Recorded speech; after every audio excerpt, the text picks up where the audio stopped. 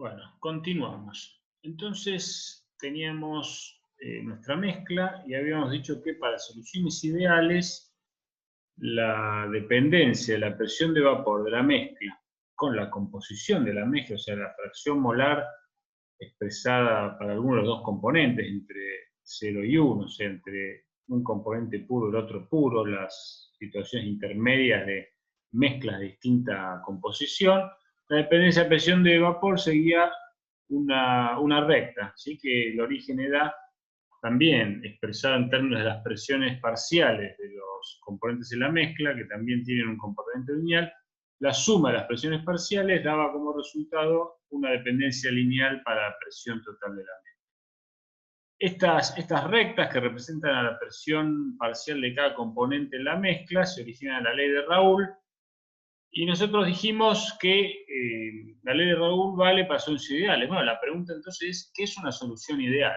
Una solución ideal es aquella donde los dos componentes de la mezcla, o sea, para cualquier composición, es lo que está expresado acá, para todo el rango de composición de la mezcla, en todo el rango de composición de la mezcla, ambos componentes obedecen la ley de Raoult. Entonces, fíjense que ambos componentes se comportan totalmente de forma lineal en todo el rango de concentración. Entonces, esa es la condición para que una mezcla se comporte como una mezcla ideal, una solución ideal. Bueno, en este caso, ejemplificó, por ejemplo, con benceno y metilbenceno, que son estas dos moléculas que ven ustedes acá. Es una molécula con 6 carbonos y 6 hidrógenos, es el benceno.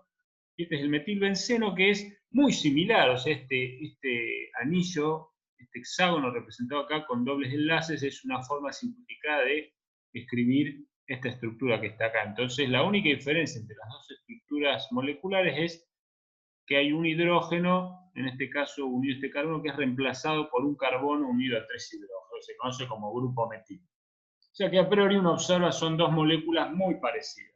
¿Sí? Bueno, ¿cuál es la condición? ¿Cuándo ocurre que una mezcla líquida se comporta como una mezcla ideal? Bueno, la condición termodinámica para que eso ocurra es que la entalpía, el delta H de mezcla, sea igual a cero. ¿Sí?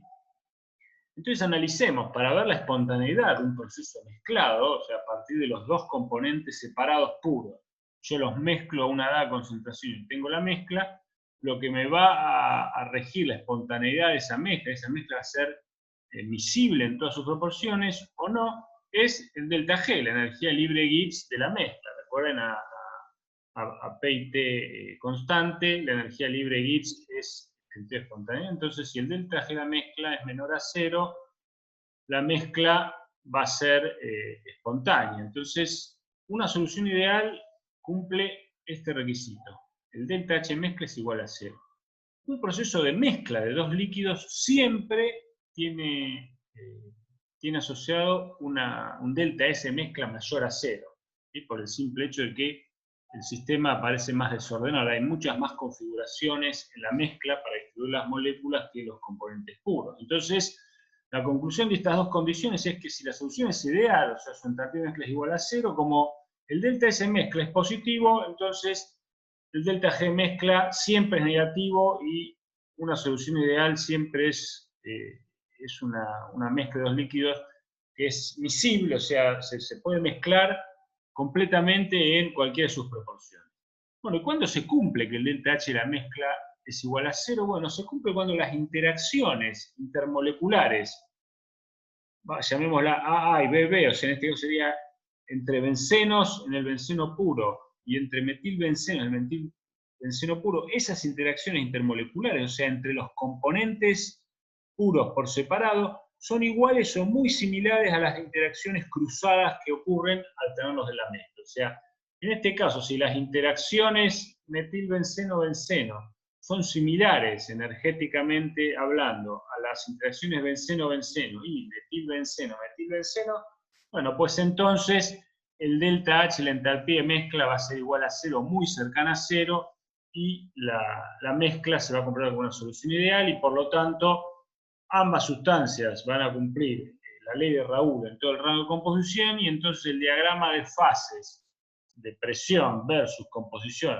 recordemos siempre una temperatura fija, va a tener este aspecto que habíamos analizado antes. Entonces, uno puede intentar inferir que cuando las sustancias sean muy similares, es posible que conformen una solución ideal, ¿sí? Porque seguramente estemos cerca de que se cumpla esta condición. En cambio, si yo tengo sustancias que al mezclarlas, por ejemplo, originan una interacción fuerte como el puente hidrógeno, que estaba ausente en las sustancias puras, entonces seguramente la ley de Raoul no se cumpla y tendremos un diagrama de fases que no se parece a esta situación que tenemos acá.